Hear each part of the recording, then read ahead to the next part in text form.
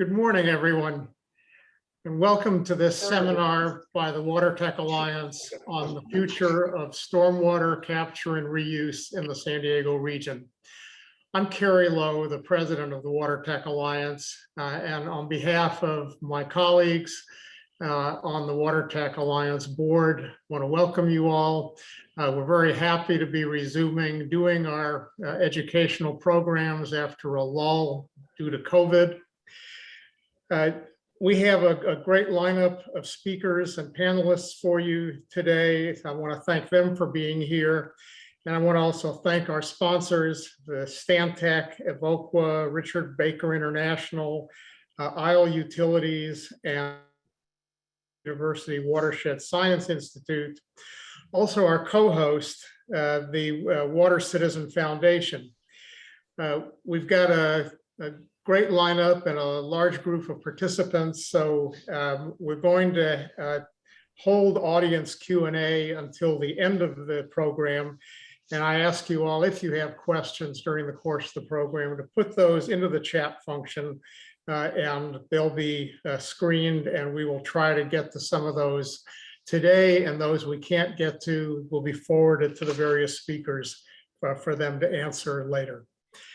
So for those of you that aren't familiar with the Water Tech Alliance, let me just say briefly, we are a regional network of about 150 companies, agencies, in Native American tribes, educators, and others interested in the water future of this region, and particularly in the technological aspects of that. So with that, I'm going to introduce our keynote speaker this morning, David Gibson, who is the Executive Officer of the San Diego Regional Water Quality Control Board, a longtime leader on water quality issues and technological issues in this region. So with that, David. Thank you, Kerry.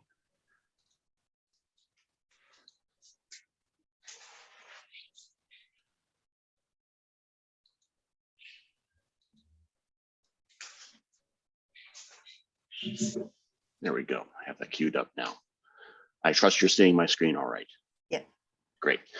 Thank you very much for the invitation to talk today about what I consider to be an aspirational and important part of our future, stormwater capture and use. This is not a new technology, but it's something that we've talked about much more than we've actually seen realized. And I have some success stories and some disappointments and some ideas for our future on this that I'd like to share for you for 2030. I'd like to start with a little bit of history because I like history. And I think that there's an example in our recent past in which San Diego confronted a significant technological and environmental issue, and were able to rally together to come up with a platform for a future.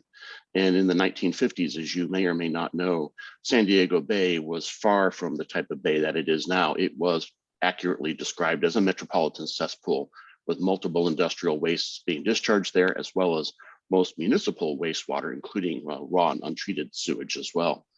But in a matter of a few years, it went from being the cesspool to a crystal clear multi-purpose harbor, in the words of one of my predecessors, Dennis A. O'Leary, in 1971. The reason that that came about was that local leaders in businesses, in regulators, in cities came together around a regional approach to sewerage collection and treatment, which is our reality today. And it was not a reality in the 1950s and 60s. And indeed, among the things that those leaders and organizations had to do was to overcome the collective distrust and rejection of new fees and taxes by local voters, and encourage them to find a way to actually support the project, which they did after a couple of attempts. And we've gone from the top photograph taken in about 1963 to the middle photograph in 1971, and to the last photograph, which is most recent. San Diego Bay today is an economic hub. It's the center of our region in many respects. It's a multi-purpose port and a key part of our future. But the types of hotels and convention centers and things that are being built now on the bay would not have been built even in 1971. It was not a destination as it is now. That is an example of how we grappled with the need to grow and to adapt and protect water quality, as well as provide for economic future. And I think that there's a model there for us to look at our future. We're dealing not with drought, but with climate. The present circumstances have greatly improved just in the last 30 days, as this recent map shows, but the snowpack is melting. We haven't been getting more rains. There's the forecast for maybe some more rains coming in the next couple of weeks. That would be fantastic. More snow, even better. But the reality is that even if we have a normal year this year, we are likely to see many dry years, and the expectations and models for water supply that were predicated in the last 50 years really have to be adapted for the next 50 years.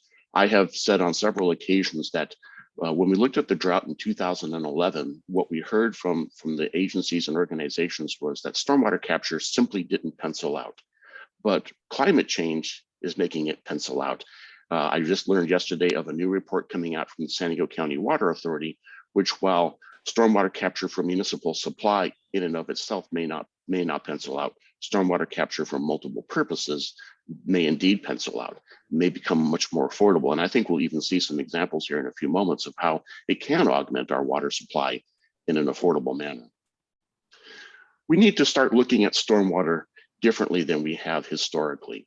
We have always viewed it as a waste. In fact, our stormwater permit the water board's issued defines it as a waste. And in our history, we have been concerned with flooding. Our streets, our highways, our buildings, our communities are built to get rid of the water as fast as possible without much regard to the quality. We've had significant issues with pollution, and we have a significant issue with poisons that we allow the public to introduce into that stormwater system. You can go to any store like the one pictured there, I won't mention the brand name, and purchase any number of a large number of poisons, cheaper by the gallon, in fact, and apply them without much protection for the environment. These are issues we've tried to address in stormwater, along with the hardening of our streets and our systems. But we have recently begun looking at new ways of looking at water. And so low impact development, which is pictured there, that's standard technology now. We're looking at ways to try to remove those pollutants and poisons, but that doesn't necessarily make use of new water. We need to look at our municipal separate storm sewer system definition and re-describe it for the public so that they can understand what they're being asked to invest in the future.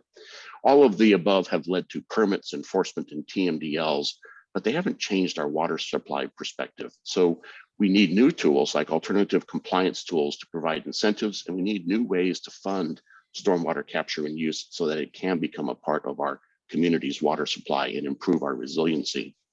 Well, that's the case. I'd like to offer a vision. Our board recently adopted a practical vision, a 7-year strategic plan. One of the chapters is local sustainable water supply strategies. And I've taken from that and offer to you for your consideration that the vision for our future is that stormwater is an important sustainable local water supply managed for our continued growth, our drought resilience, our climate resilience, if you wish, and healthy ecosystems, because they are not at all mutually exclusive. And it's being realized. Leaders in our community are already stepping out ahead. The San Diego Regional Airport Authority has taken on significant costs to realize the capture and use of stormwater on site. And in fact, it exists today. The existing Terminal 2 parking lot on the west side, all of that parking lot structure captures stormwater for reuse. It's reused in the power supply and air conditioning for the facility.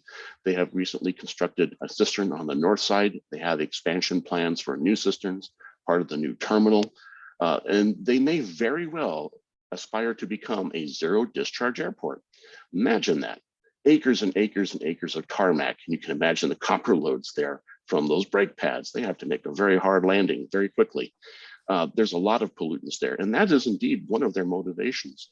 Copper concentrations in San Diego Bay are subject to regulation. The Water Board has adopted the TMDL there, and by avoiding the discharge, they avoid the obligation to comply with those, but they also create a new sustainable local water supply that the Airport Authority can rely upon for decades to come. It's a generational decision, and I, for one, am very proud of the authority and being one of their regular customers to see this kind of innovation taking place in our community. But there's also the downside, the missed opportunity. And I will acknowledge that San Diego State University is my alma mater. And I have rarely been more disappointed than I am with the redevelopment of 173 acres, easily the single largest redevelopment in our region's history. And with 35,000 seats, with 4,600 residents, with 400 hotel rooms, parking lots, rooftops, buildings, not one single drop captured for reuse. Also, no sustainable local power supply or generation. This is a 1990s business park in the description of one of our board members, and not what our future should look like. It's a missed opportunity. And if there are opportunities yet to work with the CSU system to adapt this to an actual capture and use, we will avail ourselves of that. It uses standard technology, biofiltration and hydrodynamic separators. It uses modular units for stadium and for the streets, but it does not realize the potential for capture and use of stormwater on a scale that we absolutely should have tried to achieve. That's a disappointment, but that's not where we're going to leave off here today. There are moonshot opportunities in our futures. Just as we are seeing solar panels going up on many rooftops, we have hundreds of thousands of acres of parking lots in our region, large commercial facilities. In the Choice Creek watershed for the metals TMDL, the Water Board found that one of the largest areas to control those sorts of metals, not unlike the airport, are the large commercial and institutional parking lots. We can begin progressively retrofitting those types of facilities to provide capture and on-site reuse of that water. One of the areas I've always described as a potential is Balboa Park. Hundreds of acres of rooftops and parking lots. Parking lots themselves are a potential location for an underground cistern with a parking lot replaced back on top of it with adequate structural support. There are opportunities there to capture and reuse water. Our schools also present that type of opportunity. Again, rooftops and parking lots should be seen as a source, not as a source of wastes. The Tijuana River, one of my favorite subjects. Very happily, Congress has provided $300 million to US EPA under the USMCA Act to provide for two key features which are now being planned: a river diversion and treatment system and an expanded international wastewater treatment plant. We have stories right now about aging infrastructure issues and the causes of sewage releases. That is one aspect of this, but the other aspect is the potential to harvest up to 60 million gallons of water in the river, treat it, and provide it for reuse in Tijuana, where they certainly have much, much greater need for it than we do, or as an ocean discharge. The opportunities for binational collaboration with a win-win benefit for Tijuana, where the average citizen uses about 16 gallons per day. In my neighborhood, they use about 170 gallons per day. You can see how much more important it is for Tijuana to have this potential source. So that is something that we have been considering in the EPA meetings to build into the potential for the future. There's a lot of work there to be done. So it's a question mark. The exclamation point that I offer you is the city of San Diego. And you'll hear later today from Chris McFadden from the city of San Diego about several of their projects. But we're looking at 14 potential locations, and one project has been advanced to capital improvement status, which is to harvest water from Carroll Canyon Creek to provide water for the Pure Water program, which is a potable supply. This not only helps provide for a resilient supply, it also helps restore Las Penasquitas Lagoon and achieve the targets for restoration of that lagoon to a freshwater, from a freshwater to a saltwater source. So there are multiple benefits to be realized from this. Stormwater capture by itself will not solve our water supply problems, but it becomes an important integral part if we realize these moonshot opportunities. There are many steps for us to realize efficiencies here, and you'll hear from other speakers today what some of them are. I've already mentioned, I think we need to redefine how our permits regulate stormwater capture and use. Starting with definitions is often one of the best places to change the dynamic and the paradigm. We should reevaluate the regulations for stormwater augmentation of water supplies like indirect potable reuse projects without giving away the community's benefits. This is not a substitution, for example, for water conservation measures and for landscaping runoff and over irrigation runoff prohibitions, but it is something we ought to start looking at as a sustainable supply. We need to also make sure, and this is often overlooked, that the costs and the benefits of stormwater capture are equitably distributed in our communities. It can't be a question of some communities providing the supply and other communities providing the funding. It has to be equitably distributed across all our communities for the public to try to benefit from it and understand it and support it in the way they did a regional sewage collection system 30 years ago. And we need to integrate this with other municipal and district capital improvements planning. It sounds like a no-brainer, of course, but in fact, that's not how many municipalities work. They have very strongly reinforced silos that separate planning functions across departments and don't realize the opportunities for integration in them. The city of San Diego, I think, has done a lot to break down those silos, but there are institutional hurdles and regulations and in law that should be looked at to improve that kind of planning. I offer you for the closing photograph a picture of Lake Murray. When Lake Murray was constructed and in the 1950s, it was actually designed with an urban runoff diversion system to divert the first flush of the waste, but it was designed with operational gates to capture most of that second flush, the largest volume of water, and divert it into the reservoir for use. Over the years, as we came to be dependent upon Colorado River water, that system was neglected, but there are opportunities to realize that kind of capture on other scales and at other locations. And so I offer you again a visionary statement as to how important this can be and how it can provide multiple benefits. And with that, I thank you very much for the invitation to speak with you today and share some of these ideas. And I look forward to the presentations and the conversation to come. Thank you very much, Carrie. Thank you, David. I hope you all found that presentation as interesting as I did, and hopefully providing some inspiration for all of us in this region to share that vision. So I'd like to move on now to our next speaker and introduce to you Scott Taylor, who is chair of the National Municipal Stormwater Association and also works as his day job as a vice president at Richard Baker International, speaking to you this morning on an overview for the California and United States push for stormwater capture and use. Okay.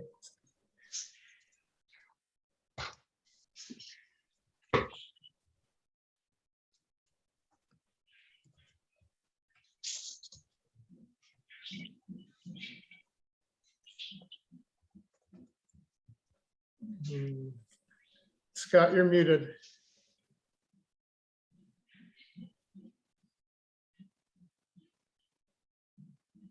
Sorry about that. Very good. Yes, I do chair the National Municipal Stormwater Alliance, which is a 501c3, which is dedicated to helping MS4s implement their stormwater programs and also to serve as a national voice for MS4 programs back with EPA. I'm also past chair of the California Stormwater Quality Association, which is a similar organization in California helping to improve stormwater quality and helping MS4s to implement their programs. Both of these organizations are heavily invested in and highly interested in stormwater capture and use. So just a quick definition of stormwater capture and use. It's collecting, storing, treating, and using stormwater in urban areas. Obviously, all stormwater is used right now for potable use. That's everything starts out as rain, but specifically in urban areas, how do we do that? And some of those uses that you can see here, all of these are done at one point or another, or at least in demonstration modes. Austin, Texas is probably, for example, a leader in retention irrigation, protecting the Edwards Aquifer. But I think that we've shown that each of these is viable in today's context. Talk about some of the big picture use of stormwater and capture and use. There's, first of all, an urban stormwater, or an urban water, I should say, balance problem. We have a lot of water that's imported into urban areas. And there was a very interesting study done by the University of Minnesota, which showed that groundwater levels are generally rising in urban areas because of this import. You've got water brought in domestic water systems, and up to about 30% of that water can actually leak from the pipes, depending on how old the water system is. Then you've got a lot of that potable water that's used as irrigation. Again, in suburban areas, that's about another 30% of the imported water that's used in irrigation. And domestic sewer systems can also leak, although there's a lot less study on exactly what that would be. But the bottom line is then you have a lot of water that's imported into urban areas, and a lot of it stays. So you're having a change in the hydrologic balance. And from the environmental side, taking water from natural streams impacts the habitat. We're all familiar with water withdrawing, the impacts that we have on streams and things from withdrawing water from them. So if we were able to capture some of this water that's already imported to be used in urban areas, that would help benefit that. Another problem is water quality. It's very difficult to remove a lot of the soluble pollutants from stormwater, and capturing and reusing urban stormwater would help with that issue as well. And on the pollutants, you know, we can't possibly track all of the potential pollutants that are out there. Right now, there's some 350,000 chemicals that are in current commercial use, and the universe for chemicals, inorganic and organic substances, is more like 177 million.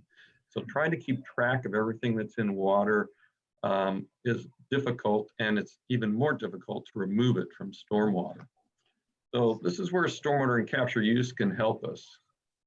The EPA is also very interested in stormwater capture and use. I'm sure we'll hear more from Michael Jane later, but NAMSA helped recently host a water and reuse capture and convening at the Johnson Wing Spread. I think this was in December. This was part of the Water Reuse Action Plan, action item number 3.3. And there's going to be a report of this convening that's going to be out in just a bit. I'm sure it'll be up on the EPA website.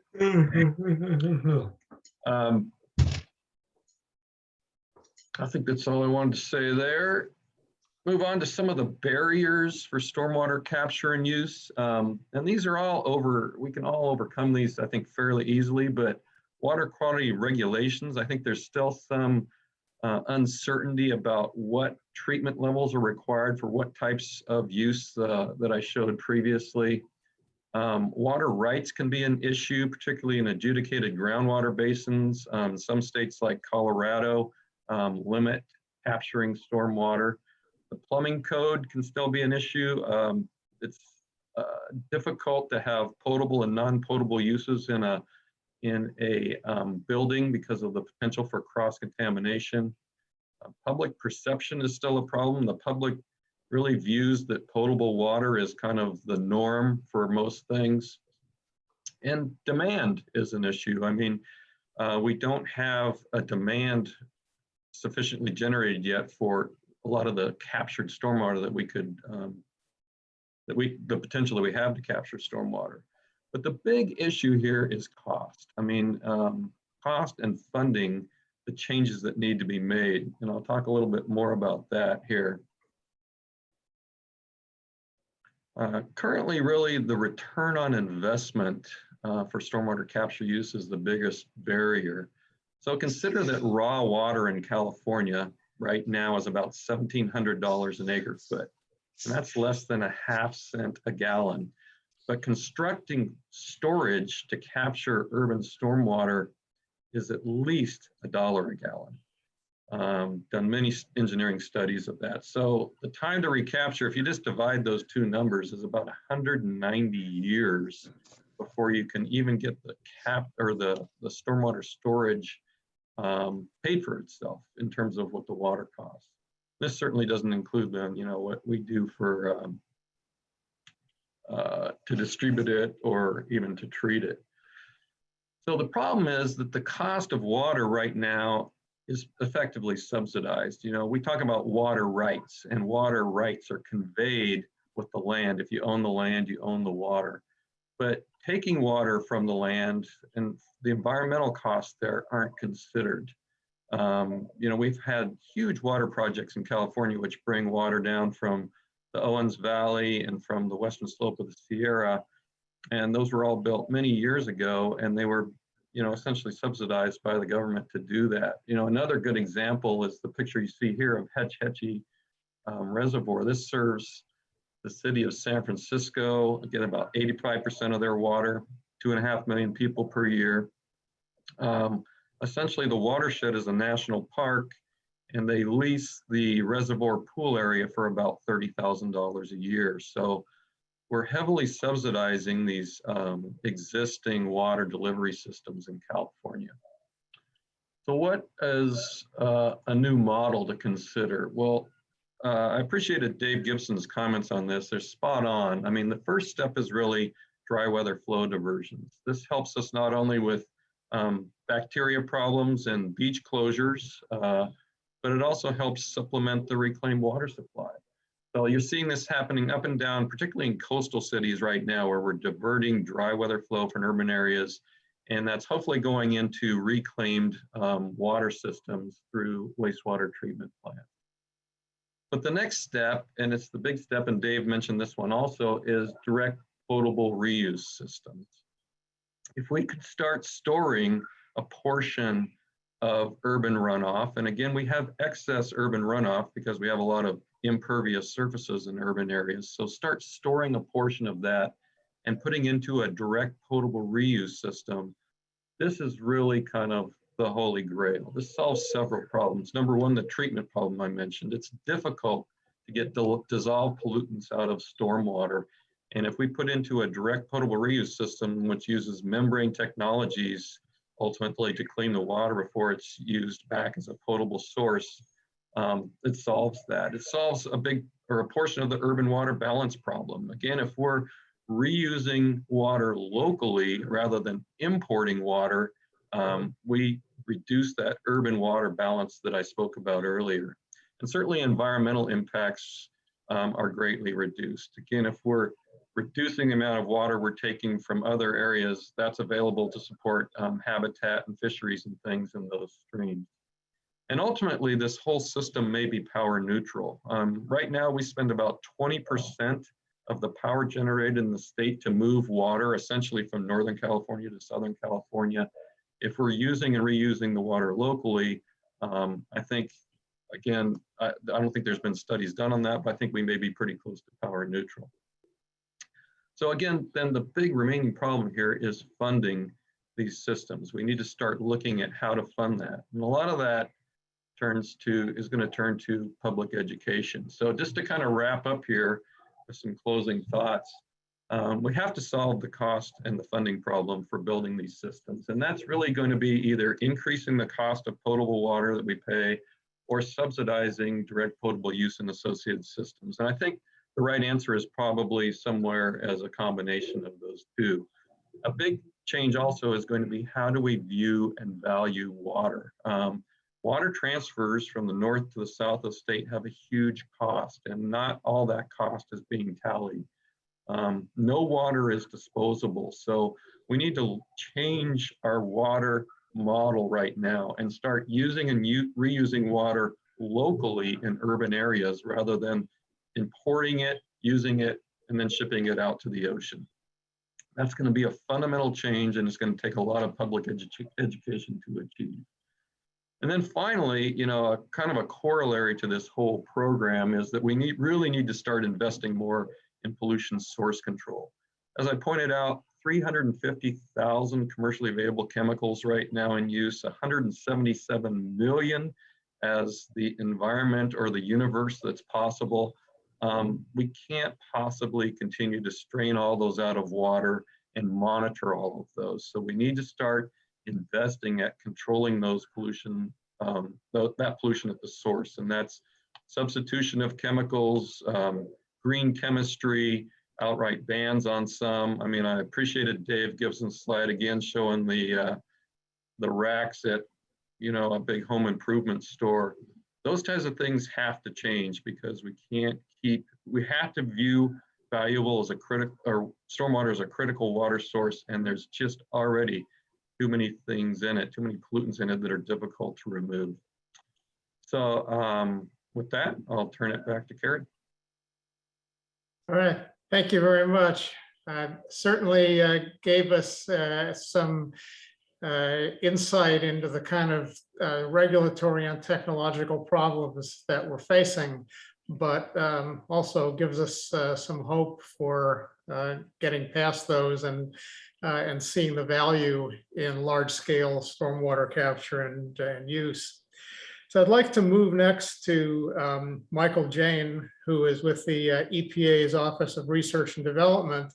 This is going to be very interesting. He's going to preview for you the new risk-based guidance for stormwater treatment that his agency is currently developing. So, Michael?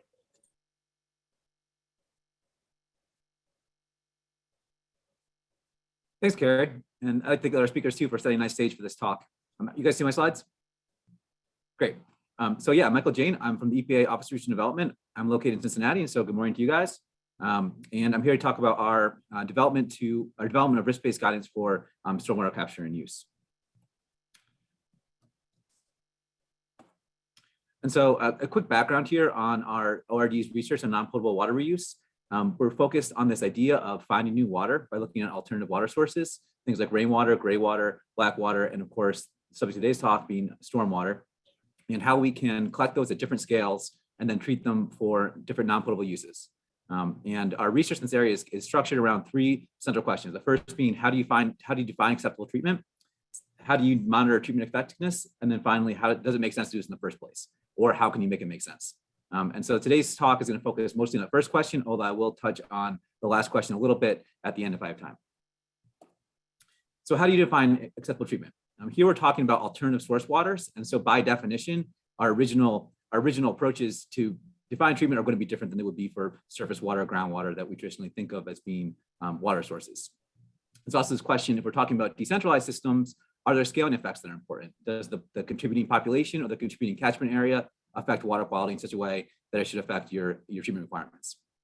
And then finally, this concept of fit for purpose water. So for non-potable uses, if we're talking about toilet flushing or irrigation or other types of uses, then we should tailor our treatment requirements to be appropriate for those different uses, and they don't necessarily need to be the same. And so we approach this by developing risk-based pathogen reduction targets. And so risk-based targets attempt to achieve a specific level of protection, which is a tolerable infection risk per person. And so common benchmarks that are used are 10 to the minus 4 infections per person per year, or 10 to the minus 2 infections per person per year. 10 to the minus 4 is generally what's been used for drinking water, and so that's kind of our primary target. But recreational exposures are generally acceptable at around 10 to the minus 2 because those are somewhat voluntary. And so when you're installing a reuse system, there could be some judgment on whether that would be an involuntary or a voluntary use, depending on the nature of the users of that system. And there's a long precedence for this, including from the World Health Organization, as well as a number of regulations here in the States. And so to do this, we use quantitative microbial risk assessment, or QMRA, where we look at the exposure volume associated with different end uses. And then we look at the water quality of different source waters and the density of pathogens in those waters and the respective dose response in order to predict what the risk would be from using untreated water. We can then compare that to our acceptable risk target, 10 to the minus 4, for example, and the difference in pathogens to achieve that target versus the pathogens that are observed gives us a log reduction target, or an LRT, and that's the number of logs of treatment required to reduce pathogens. And we look at that for different types of pathogen classes, focusing in this case on microbial, I should say, versus chemicals. I know there was some previous comments about chemical risk. In this case, because they're non-potable exposures, we're really focused on pathogens because those are the ones that are going to give you an acute risk. There's not going to be a very, very significant chronic exposure to these things when you're only being exposed to drops a day. Of course, that might not be true if you're talking about something like groundwater recharge, which really isn't within the scope here. And so we do this for a matrix of different source waters, ranging from roof runoff, which is what we call rainwater, to distinguish it from stormwater, stormwater itself, and then gray water and black water, and a range of different end uses to try to develop this matrix of log reduction targets that are fit for purpose.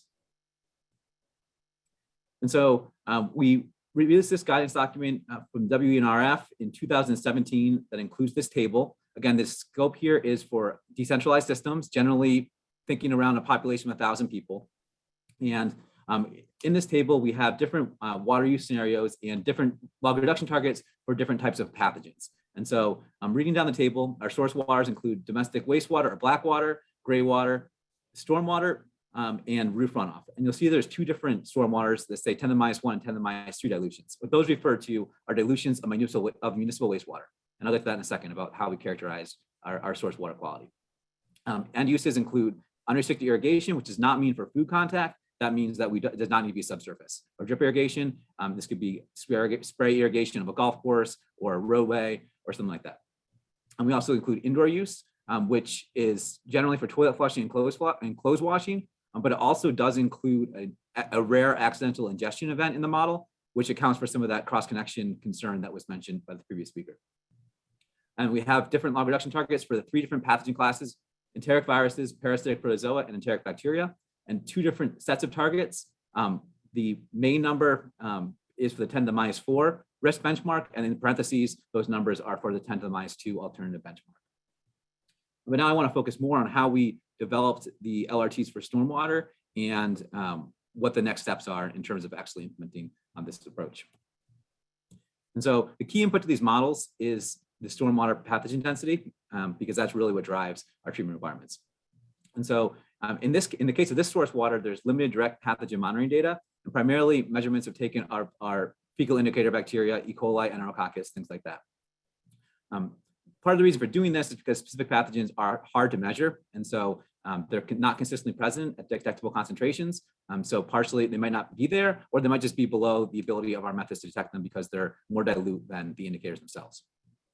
We also see a poor correlation of these indicators with pathogens, given their different sources, as well as differential phase and transport, particularly if you're talking about viruses and protozoans, which are not bacteria. And so their phase and transports can be very different than it is a bacteria and their treatability. And so it's sort of inappropriate to rely on bacteria when our major concerns are other types of pathogens. We also see that land use itself is insufficient to predict microbial quality, and with limited site differences when stratified by land use alone. Which of course would be an attractive approach to doing this, but we see that there is complexity beyond just land use, and so we need to consider other things besides strictly what the type of use of the catchment area is. We also see that human waste is a dominant source of microbial risk in urban settings, with urban stormwater generally contaminated to some extent by sewage, although that contamination level is variable. However, microbial source tracking markers can be used to identify the extent of this contamination. And so here's some graphs from a WRF report in 2011 by Ben Beek, McBride, and others, which is an excellent study. This is probably the most comprehensive data set we have for pathogens in stormwater. And this report tried to do exactly what I mentioned in the previous slide by looking at different land uses to see how those impact stormwater quality. So left-hand side is norovirus, who I just picked as my favorite pathogen. And on the right-hand side is a human indicator marker. And you can see on the left, the different lines indicate different types of catchment sources. And for the pathogens themselves, even a human-specific pathogen like norovirus, we see limited distinction among land uses. However, when we look at a fecal indicator marker that's specific to human fecal contamination, we start to see some of the anticipated differences. That line at the very top there is for CSOs. And so we would, of course, expect those to be a very high source of human fecal contamination, and this shows that they are. So to me, this provides evidence that although pathogens themselves may be hard to use, we can use microbial source tracking markers as an indicator of the level of contamination by sewage. And so our approach here is to characterize the pathogen density of stormwater by estimating different dilutions of municipal wastewater, with the dilution range informed by existing pathogen data. And this accounts for uncharacterized variability across sites and conditions, and is a versatile and generalized approach, and so it can be broadly applied. However, while this does provide flexibility, it also creates ambiguity. And so we have 2 sets of LRTs. Which LRT is right for my project? And this is a question that we repeatedly get from people who are trying to implement these risk-based systems. And so things that might be important: site characteristics, which can be informed by land use, land cover; hydrology, which we can model; contamination sources, which could be identified from sanitary surveys; infrastructure condition, something that might be indicated by asset management information from the utility, as well as the potential use of microbial source tracking markers for validation. And so to pick this up, WRF under Project 5034 has started to try to develop a stormwater use roadmap that's going to try to answer some of the key questions with stormwater capture and use from a risk-based standpoint. So things like estimation of the human pathogen contamination of stormwater, protocols for ensuring QA/QC, the selection of appropriate LRTs, which is what I was getting at on my previous slide, design of stormwater treatment process trains for non-potable uses, as well as monitoring to ensure that they continue to deliver safe water. The first step of this project was to do a literature review. And then that's wrapping up now. The next step will be a stakeholder workshop, and they'll use the feedback from that workshop in order to develop this stormwater use roadmap, which I think will be a great asset to the community. Just a couple of key findings from the literature review. There's a lack of regulations for stormwater capture and use projects. There's no notable consistent trends for human markers or pathogens versus land use itself. No existing stormwater quality models are suitable for predicting pathogens. Again, they tend to predict indicator bacteria. Infrastructure condition impacts stormwater contamination by human feces, which is indicated by these human markers that I've been talking about. LRTs using a sewage dilution approach are consistent with those based on measured pathogens. Human microbial source tracking markers or chemical markers might be useful indicators for determining the level of dilution. And most importantly, more guidance is needed on treatment performance and operation. So I'm going to skip these next couple slides and just wrap up by acknowledging some of my many collaborators in this work. And I'll pass it back to Carrie. Thanks. All right, thank you very much, Michael. The next presentation is going to be by Stephanie Gaines, the coordinator of the County of San Diego's, excuse me, watershed protection program. And what's especially interesting here is that we've heard for so many years about all of the obstacles that stand in the way of capturing and using stormwater, everything from technological obstacles to health obstacles to regulatory complexities. So it's really heartening to see agencies like San Diego County actually conducting feasibility studies that hopefully are going to get us past some of those obstacles and make this feasible. So with that, I'm going to turn it over to Stephanie. Okay, thank you so much, Carrie. Good morning, everybody. And I'm going to go full screen, so I'm hoping you can now see my slides. As Carrie mentioned, back in 2017 and 2018, the County of San Diego's Watershed Protection Program did conduct a first of its kind in the region, San Diego Stormwater Capture and Use Feasibility Study. The purpose of this was to support a few ongoing efforts in the region at the time, and it was conducted using funds through a local integrated regional water management planning grant to support the update of our local IRWM plan. We did use a very robust technical advisory committee made up of several different water managers, including stormwater, flood control, sanitary sewer. We had environmentalists on our team, landscape architects, building and industrial communities, and academia to help us out. And their work helped to not only vet the concepts and the methodologies for the study, but also the results as well. So I see that Dave Gitson and I share a penchant for the same type of graphics. As we all know, back in 2013, 2014, there was, an extreme drought, probably one of the most extreme we'd seen in California. And so that was part of the impetus for looking at this study.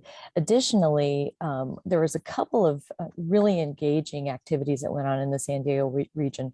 The first was SDG&E hosted a watershed summit back in, I believe it was 2015. And this was part of their NPDES compliance for outreach, but it brought to light a lot of the issues around stormwater as a resource and capturing and reusing stormwater in a beneficial way. Just shortly after that, the Regional Chamber of Commerce here in San Diego hosted a series of workshops focusing on the same thing. What would it be like to capture and reuse stormwater locally? And, how can we take advantage of this mostly untapped resource? And finally, as I mentioned before, our local San Diego Integrated Regional Water Management Program was looking at updating its planning document.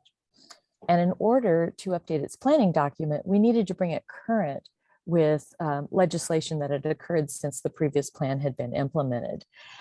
Things like climate change, water quality, disadvantaged community engagement, SIGMA, and of course, SB 985, which is the stormwater resource planning legislation that required local agencies to develop a stormwater resource plan in order to continue to be eligible for local grant funding. And so that was the impetus really for our local San Diego region study. The purpose of the study, as Gary mentioned, is looking at the feasibility and opportunities of capturing and reusing stormwater locally in San Diego. We knew that we needed to be eligible for funding in the future, so we wanted to make sure that we were compliant with the Stormwater Resource Plan that we had recently developed and those guidelines. We, of course, had to make sure that our 2019 IRWM plan was up to date and complete.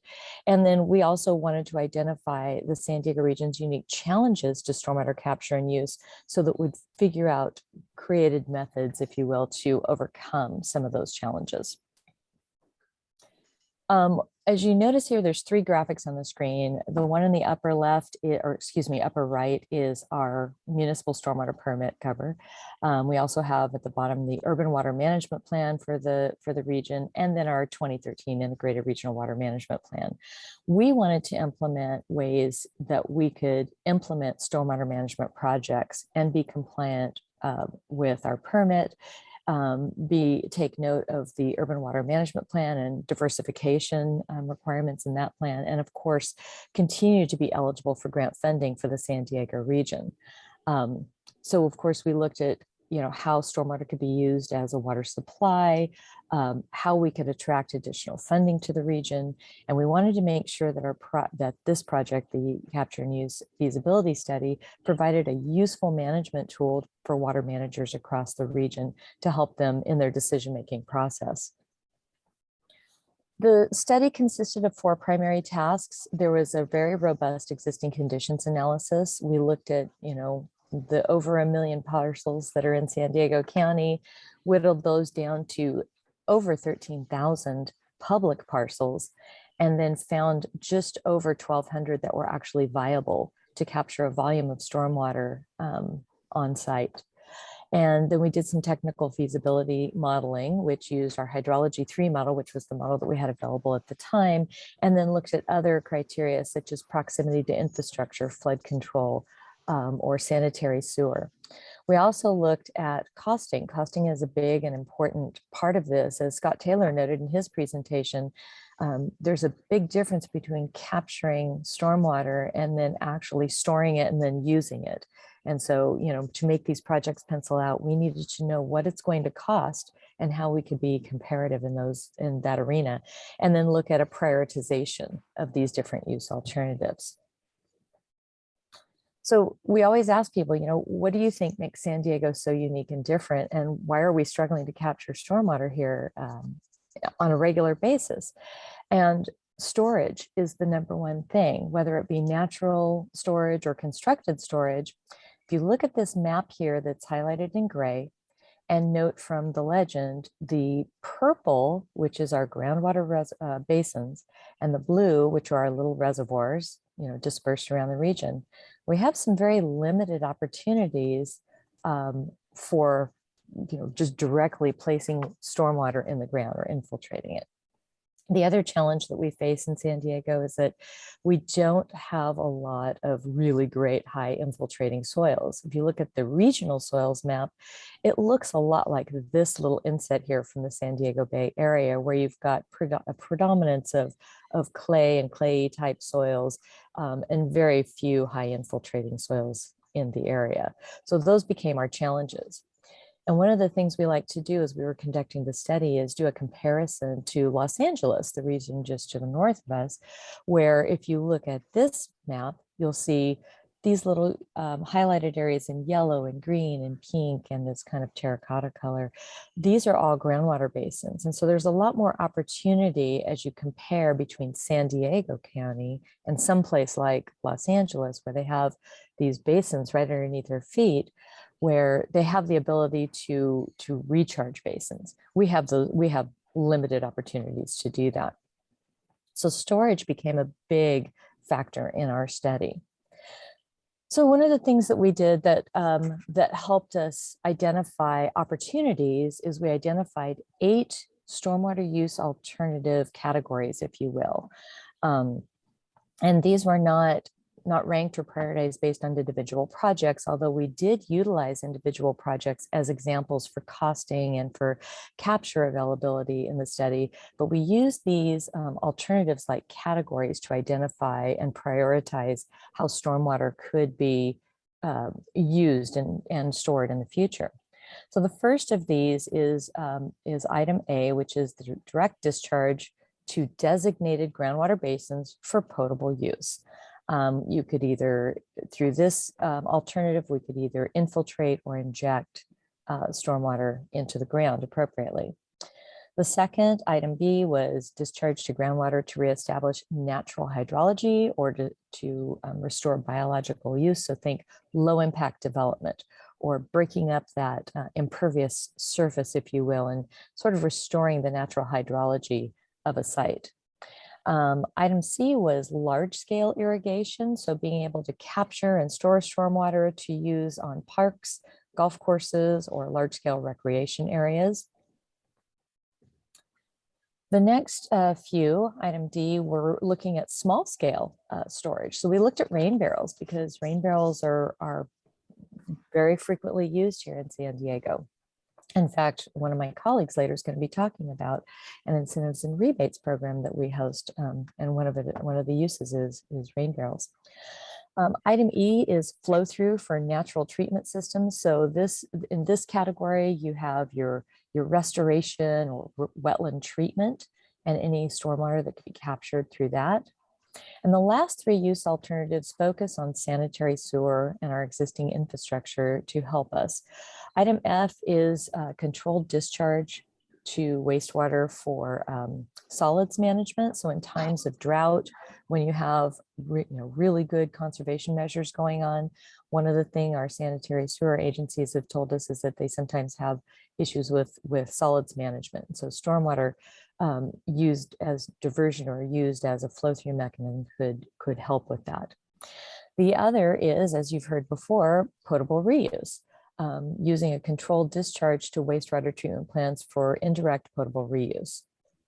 And then finally, using a controlled discharge to our wastewater plants for recycled water use. So those were the 8 stormwater use alternatives that we identified as viable in the San Diego region. We also, as I mentioned before, prioritized these use alternatives, and to do so, we established 2 sets of criteria. We had quantitative criteria that looked at both the range of stormwater volumes that could be captured and used, and then an estimated range of cost per volume for each of the alternatives. And the volumes that we established, the metrics we used, were acre feet per year and prioritized based on the public parcel screening that we conducted as part of the study. The qualitative criteria looks at multiple benefits that may be achieved. As I mentioned before in a previous slide, we were talking about, what are some of the benefits that we could realize from a study of this nature, and multi-benefits was one of those opportunities. We also looked at the constraints of each of the alternatives as well. So the prioritization analysis concludes by identifying regional constraints as well to implementing stormwater capture and use. So what we came Stephanie, up we with. need to wrap up soon. Okay. So what we can, I've got 2 slides, so we're almost done. What we came up with is a schedule, if you will, of the prioritization of these use alternatives, with the more the more feasible or easier to implement over to the left side of the scale, and the longer term feasibility, which is the larger infrastructure scale, to the right hand side of the scale. Some of the regional conclusions: capture and reuse is being implemented already. You can see that in a lot of green infrastructure being used. We did note the stormwater supply, if you only look at stormwater supply, can be costly, but because of the infrastructure investments, but when you talk about the multiple benefits, it really offsets the costs and brings those costs down. Finally, this is a really interesting slide. We know that our regional water need is about is under 500,000 regional acre feet per year, but we found a range just from the public parcels, and I mentioned that was just over 1,200 public parcels surveyed, of between 2,200 and 22,000 acre feet annual. So roughly 5% of our regional need could be captured and reused on public parcels. Also, we conducted a very high level industrial parcel quantification. That was done at a very cursory level. And we realized that from this gross estimation, there was an additional about 28,000 acre feet that could be captured and stored on industrial parcels on site. And just to give you a little extra information, if you'd like to dive into the study, you can click on this link. I'm sure these slides are going to go out to everybody. It's under the Stormwater Capture and Use Feasibility Study on Project Clean Water. And I would entertain any questions when we get to that point. Thank you. Okay, no, thank you very much. Very informative, and you'll all be hearing some similar thoughts about what the city of San Diego is doing later on in our discussion panel. So right now, I want to wrap up this section of our program by introducing Kat Schreier, the Executive Director of the Water Citizen Foundation, our co-host for this program, who's going to give you a very quick preview of her ideas for a follow-up summit and showcase that her organization is hosting later. Okay, with that, Kat. Thank you so much, Carrie, and good morning, everyone. My name is Dr. Kat Schreier, your producer for today's event and founder and CEO of the Water Citizen Foundation for people passionate about water like yourselves. Water Citizen empowers water and environmental professionals, entrepreneurs, and civic leaders to leverage the internet to attract, educate, engage, and enroll the people you most need to reach into a deeper understanding and solutions for our greatest water challenges, building relationships, revenue, and results online so that together we can build a more sustainable world. Now, when the Water Tech Alliance contacted us about producing today's event, which has so much incredible information packed into a very short amount of time, we began talking about how we could use the technologies and practices for virtual events to create a really high engagement, really immersive event that will bring together those who are most interested in stormwater capture and use for San Diego with solution providers from across the country, around the world, and here in San Diego, building on the amazing relationships that the Water Tech Alliance has already built. So to develop a tailored, high engagement, high results event, Water Citizen begins with a research survey, and we're inviting anyone who has potential solutions, technology, practices, policies to stormwater capture and use challenges, who would be interested in being part of that showcase, that Tech Expo, that program, to begin by scheduling just a quick 30 to 40 minute one-on-one face-to-face Zoom call with myself to find out about your virtual event experiences, your goals, and your solutions, so we can create a really amazing events for the attendees, the speakers and hosts and exhibitors alike, while establishing San Diego as the tech hub for stormwater capture and use. If that sounds good to you, go ahead. Sounds great. Type that in the chat. Again, if you are interested, I'll put this in the chat. Go ahead and sign up for a time with me at watercitizen.org/stormwater survey. That's watercitizen.org/stormwater survey. And I'll look forward to talking with you soon. Speaking of technology, we have a tech spotlight coming up, and I will turn that over to the person who is announcing the tech spotlight. Tama, is that you? That is me. Thanks, Kat. So typically usually our Water Tech Alliance events always feature a tech spotlight on a company doing innovative work on a relevant topic. And today it's my pleasure to introduce Lauren Roth-Vanu, a longtime champion of stormwater and green infrastructure. With a career of over 20 years, Lauren has partnered with various stakeholders to integrate design, planning elements for their infrastructure projects, focusing on concepts of One Water, climate adaptation, and sustainable development. In 2019, Lauren saw an opportunity to help organizations globally at scale around conversation and stormwater management, and founded 3R Water. 3R Water has been recognized by IL Utilities, Imagine H2O, Blue Tech Research, Google, and more. Here with us today to discuss her Follow the Drop app, which helps stormwater utilities simplify community outreach and empower property owners to reduce flooding and water pollution, is Lauren Roth-Vanu with 3R Water. Lauren? Hi, thank you very much. I'm very excited to be here and talk to you a little bit about 3R Water. So I'm just going to dive on in. Let's see. All right. So today I'm going to talk a little bit about 3R Water and the Follow the Drop mobile and data platform.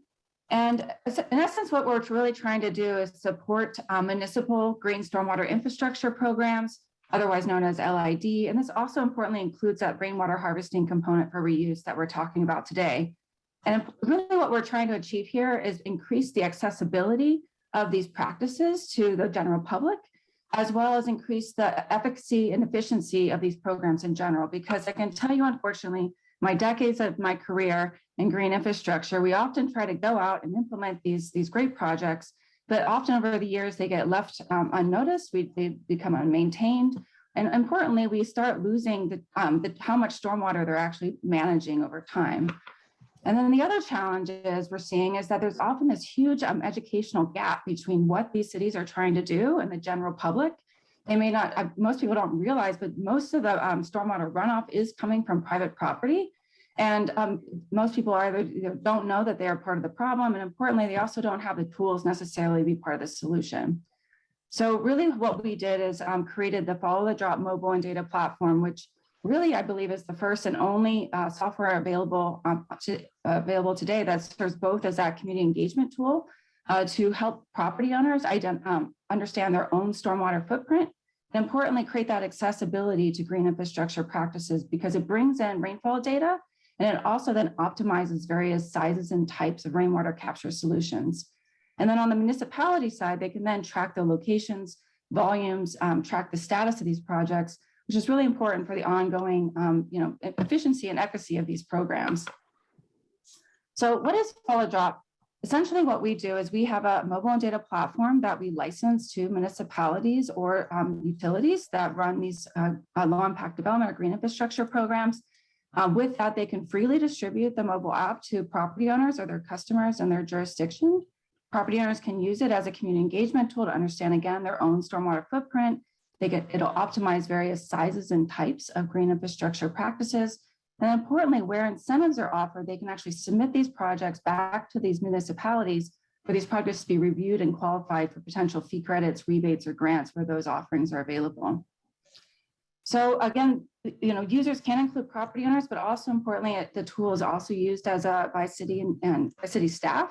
Let's say you have a variety of projects where you want to capture stormwater from, and you want to compare and contrast which projects, these are for retrofits, I should clarify, which projects might be the best bang for your buck. The app would help you do that as well.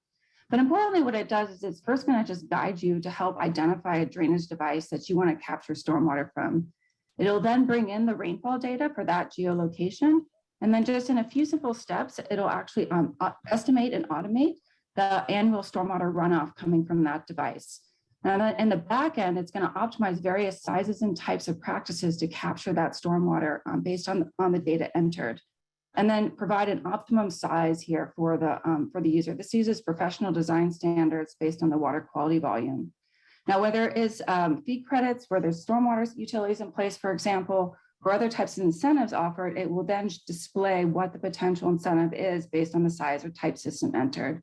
And this blue bar graph will then generate the volume of estimated stormwater capture based on that size and type system.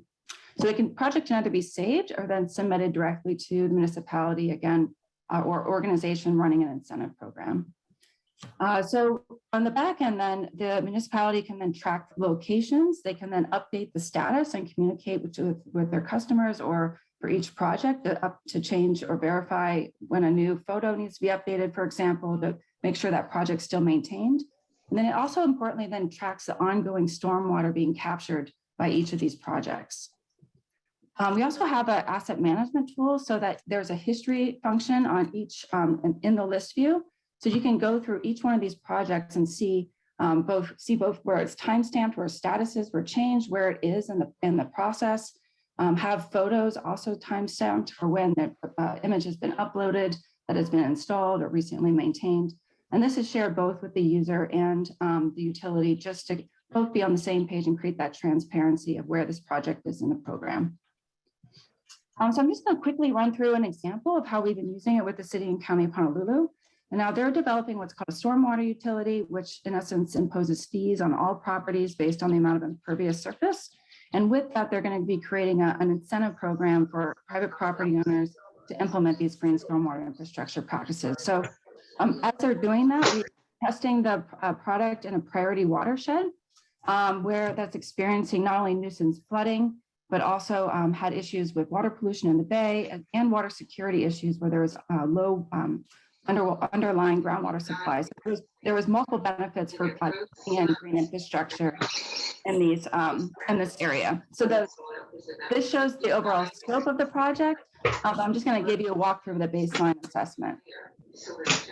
So again, if you're not familiar with the island of Oahu, this is on the east side. It's in a community called Ainahaina. It has about 1,800 properties that we were able to go in remotely and assess each of these individual properties of essentially how much stormwater is coming off of each of these properties. And then importantly, what's the potential for its capture should all of these properties implement green infrastructure. And the reason why we did that is because we wanted to see what the potential impact would be should we get a community-based stormwater program really in full flow. And so there's a combination of residential properties as well as commercial and schools. But just to give you an example, this is just a quadrant about 80 odd homes. And what the data showed is that this particular area is generating about 6.3 million gallons of stormwater. This is just residential properties. And that equated to about 50% of their potable water demands. And so if they were to implement optimum size green infrastructure, that's about 5.6 million gallons of that potentially being captured and reused. If we just compare that to continuing on with just a rain barrel program, it's a huge difference. It would only be about 200,000 gallons per year if all of these properties were just to have a rain barrel program. So this was done for all properties to, again, be able to see what their baseline impact is. We were able then, again, just through a chart view display, okay, the tan representing the stormwater, the estimated annual stormwater runoff, and the blue representing the potential capture, again, comparing rain barrels to optimum size green infrastructure. And then the data is also can be outputted into a CSV file where we're easily able to summarize the data capture. So just to give you an idea, we're talking about 118 million gallons of stormwater being generated annually per year. If they were to implement optimum size green infrastructure at all of these properties, granted that's idealistic, but that would be about 100 million gallons captured compared to only about 3% capture should these properties only continue with rain barrel programs. And so the important part of this data was to really see where these community is right now. And then what's happening is we partnered then, the city and 3R Water partnered with a nonprofit group called Malama Mauna Lua. They're a watershed nonprofit that's going into the community.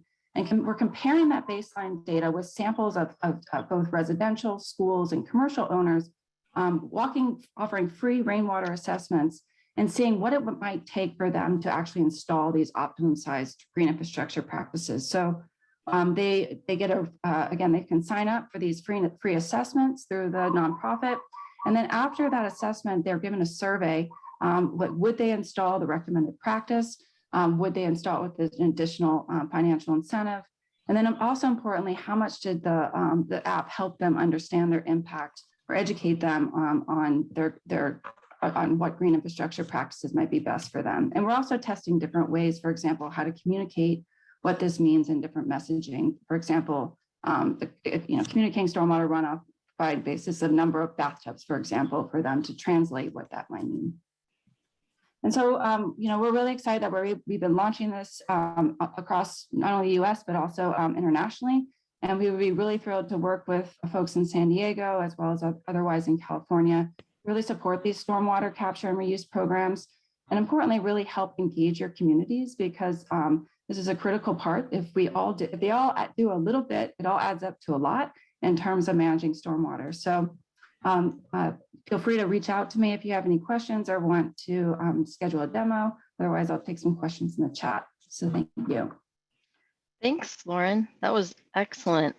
To move on with our afternoon panel session, Kat, would you like to stop the recording for the morning session and restart for the afternoon session?